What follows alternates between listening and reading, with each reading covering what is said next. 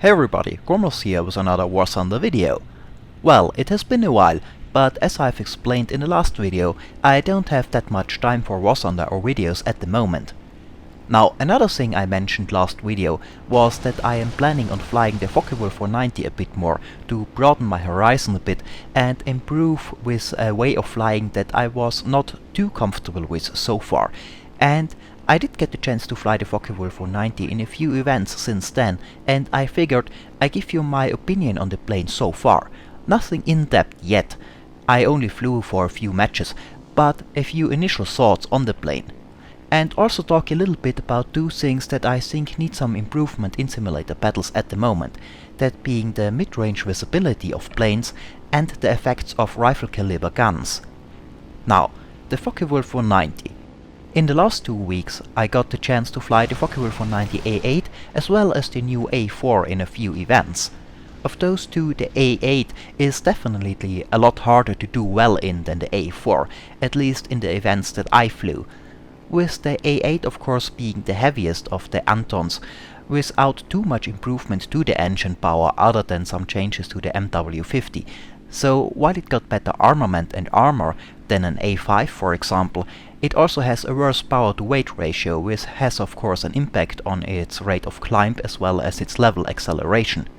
And the A8 will of course face a lot more opponents that at least match its performance or even outperform it. Also in the events that I flew in, the A8 was usually a lower tier plane, with the event meant for Doras and TA-152s, or in some cases even jets, and faces higher tier opposition as a result. The A4 on the other hand is in the events that I flew in often higher tier and therefore more forgiving to mistakes. Also, the A4's flight model is a bit different from the other Antons, and it is rumored that the A4's flight model is what the other 190's flight models will be based on in the future. Since I have not that much experience with the 190's, I won't go into much detail about the differences, but it seems the A4 stalls a little bit easier than the A5 for example. However, it does not enter a spin or a flat spin as easy than the others. So, let's talk about the 190 in general. The plane is of course very well armed in most cases, with only the A1 lacking a little bit, as it does not have the MG151 cannons in the wing roots, like the other ones, and the machine guns at the moment not being very effective. And it is fast, especially in the earlier versions compared with their opposition. And the plane of course is relatively heavy, with a pretty small wing, leading to a very high wing loading, which the plane is known for. So the plane is a lot more dependent on its speed to get out of tight spots, as there really aren't any single-engine fighters a 190 can reliably turn with. What the 190 does have of course is an exceptional roll rate, one of the best of any fighter in the game, at least at low to mid speeds. At very high speeds you have to be careful, especially when facing higher tier opponents, as some can match your roll rate at high speeds, the P-51 Mustang for example. Still, in most situations you will have a much better roll rate than your opponent in this plane. However, don't think that is a magical I win button when you have someone behind you. Even though you can make yourself a very hard target using the plane's roll rate to fly scissors, that alone will often not be enough, at least not in simulator battle mode.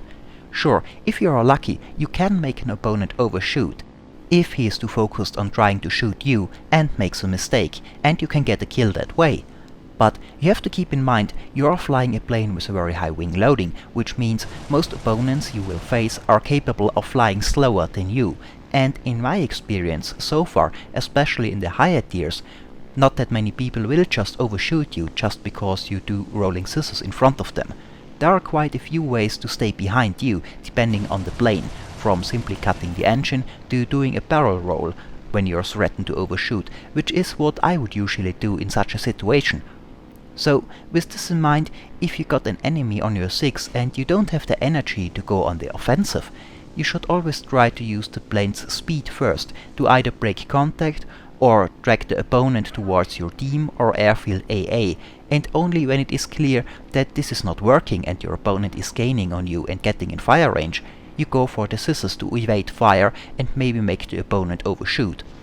If you have to do that though, I found that the roll rate of the plane indeed helps a lot to make yourself a very hard target, and even if you can't get the upper hand this way, you often can drag the engagement out quite a bit, and often enough for demons to arrive or to reach the airfield. Now, considering this, I would say the Focke-Wulf 190 is one plane that really needs good teamwork to really shine, and it seems that most of the good Focke-Wulf 190 pilots agree with me on that one. The optimum would of course be a squad, but I have rarely time to do that. But even just with random teams, I have to say I had very good results so far.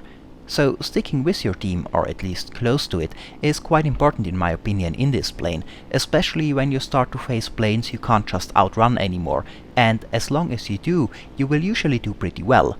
Just stick with your team and keep each other covered.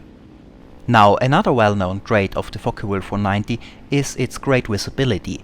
Indeed, it provides one of the best all-round views from the cockpit of all planes in the game, which is great in vertical maneuvers, as it would in theory allow you to easily keep an eye on opponents while doing vertical maneuvers. Now, I say in theory because there is one problem that often prevents you from doing so, one that has nothing to do with the plane itself but with the game. And that problem is that it is often very hard to see enemy planes against the background of the map at medium ranges, even if you look directly at them. That is especially the case on maps with a bit darker green ground textures. Planes flying over a forest, for example, are often simply invisible, no matter how hard you look. And even just above the green background, they can be next to impossible to see, even if you look directly at them. Now, that is not just a problem for the Focke-Wulf 190, but for planes that like to fight in the vertical in general, as it is incredibly easy to lose sight of an opponent once you look down on him from above. That is, in my opinion, a problem with the game currently, and I hope one that will be addressed eventually. When it comes to this problem though, I think that a lot of the simulator battle players are afraid to make much of a fuss about it, because they fear, for good reason I would say, that Gaijin gets the idea to fix it by introducing name tags and symbols into simulator battles, which would be the worst thing you could do to the mode in my opinion. Now, some might argue now that, well, if you don't want symbols or name tags, isn't it your own fault if you don't see the planes? Well, the thing is, in other simulators I have tried, I don't have this problem. In Cliffs of Dover, which does not look any worse than War Thunder, arguably even better, planes don't have this tendency to become straight up invisible right in front of your eyes. Neither do I have noticed this in DCS, Low-Mech or Rise of Flight. It is simply harder to distinguish planes from the background in War Thunder than it is in other simulator games, and that is something that needs to be looked at, as it is also one of the reasons why new players often don't stick with simulator battles after trying it. Now, I don't have enough knowledge of 3D engines to know why this might be the case, but if you do, I would be interested to hear what the cause of that might be and what could be done to improve the situations. Now, another thing that bothers me a little bit in simulator battles at the moment is the effectiveness, or rather ineffectiveness, of small caliber weapons, especially rifle caliber machine guns. Those guns are, in my opinion, at the moment underperforming, which brings a few problems with it.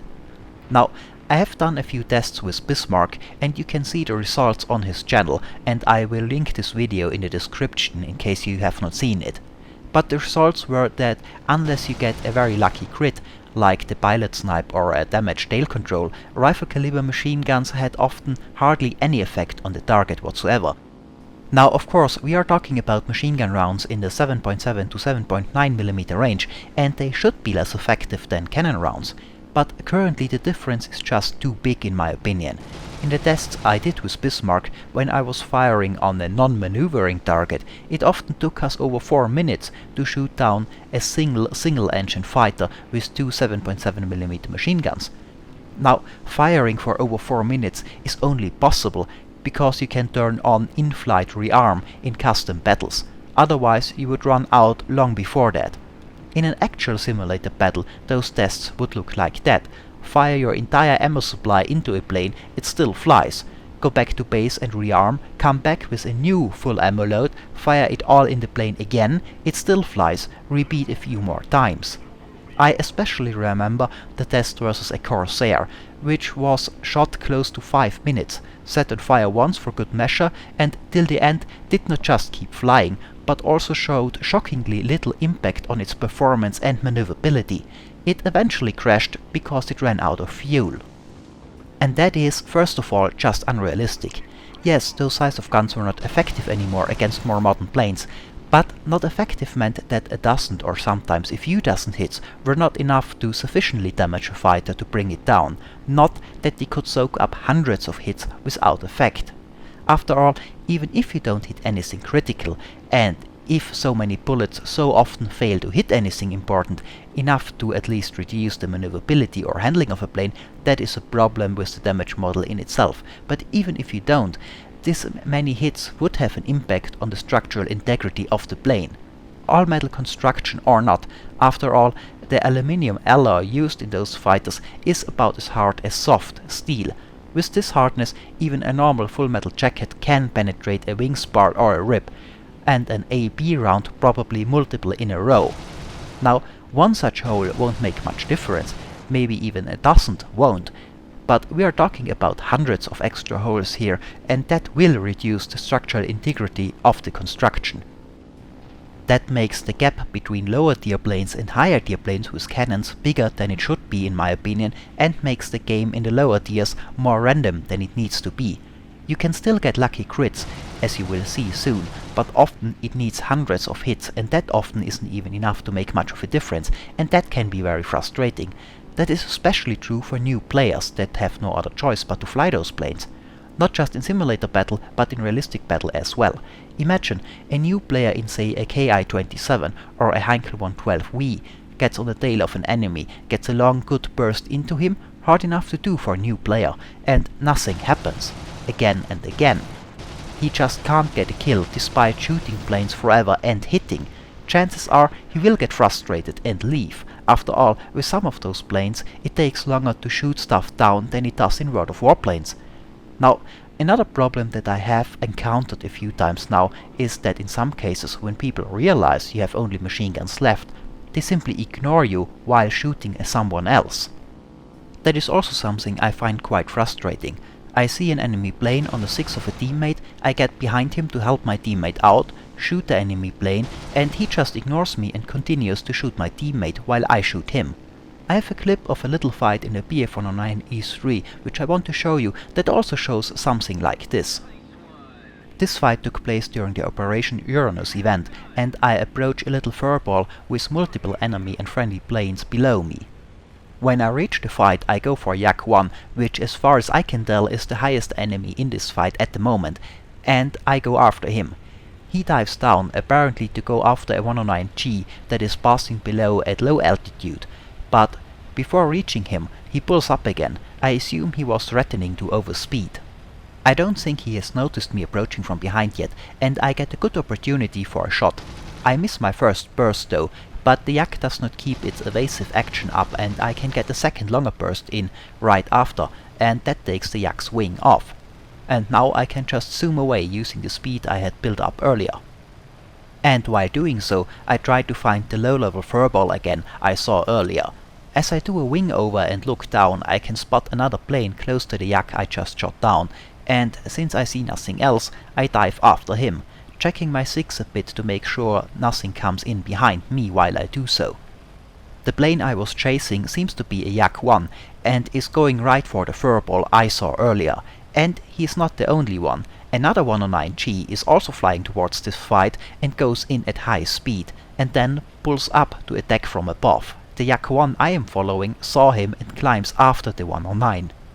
Since I started from a higher altitude than the Yak or the 109, I could of course build up a big enough speed advantage to catch up to them. The Yak stops going after the 109 before I reach them. It seems he might have stalled the plane a bit. One way or the other, he presents a very good target now, and I got a good burst into him, but it needs a second one to finally get the critical hit. Now, with all those hits and the critical, I hope the Yak will go down, and I don't want to follow him down and waste my altitude just to make sure. Sadly, the normal MGFF the E3 gets are not very effective and don't get the Minengeschoss high explosive round, and neither are the machine guns, so this Yak does not go down. The MGFFM you get on the Focke-Wulf 490 or the BF110 is much more effective, as it can fire Minengeschoss rounds.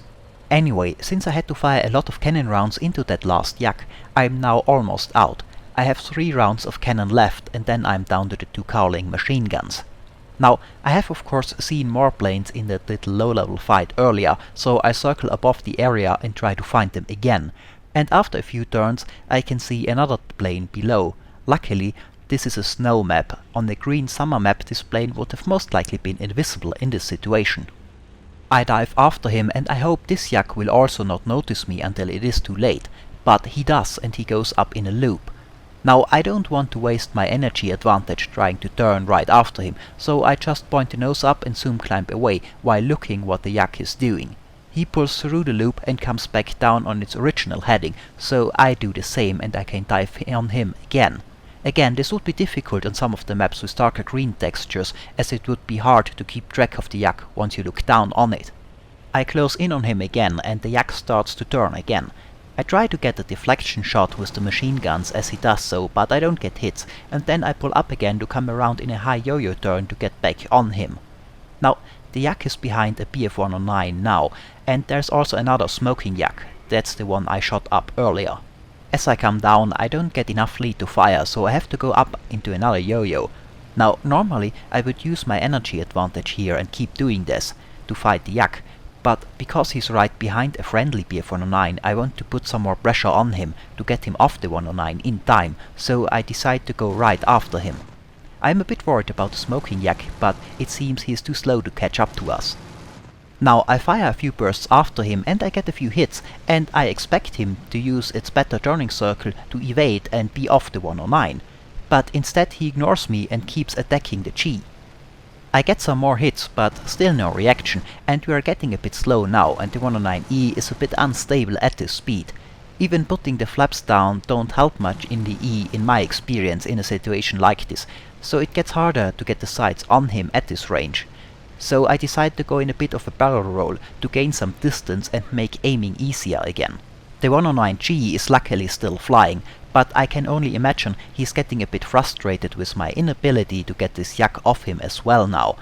After a few more bursts I get a lucky break though, and I manage finally to take out the yak's tail control. Now with this yak finally going down, I climb up a bit and look for the other smoking yak. I can see him, still low, but there's another plane coming my way fast and I have to evade. The newcomer, a LA5, seems to have more energy than me at this point, so I decide to make a run for it and dive away. But first, I got another short burst into the yak one I hit earlier, and again I get lucky and knock out the already damaged tail controls. Now I just fly away from the engagement, building up speed. If the LA5 comes after me, I should have the energy to go into a turn fight if he catches up to me. But that is not necessary. The LA5 is not following and I fly back to base to rearm. Now I wanted to show you this fight for two reasons. First, as an example of what kind of difference it makes if planes don't just go invisible when you look down on them, as is the case with many other maps, and also to show an example of a plane simply ignoring you because of the pathetic damage of machine guns at the moment. And make no mistake, I was lucky here. I got 2 tail controls in a row. My experience in both flying in events as well as the tests I did with Bismarck show that this is a rare occurrence. And this yak had a very good chance of pulling off what he was doing. Simply tank my damage, like he was playing an MMO, until he gets the 109 down, and then tank me some more till the LA5 shows up. That is why I think the damage of those guns needs to be looked at. Well, and this is it for this video. As always, I hope it was enjoyable, thanks for watching, and maybe I'll see you next time.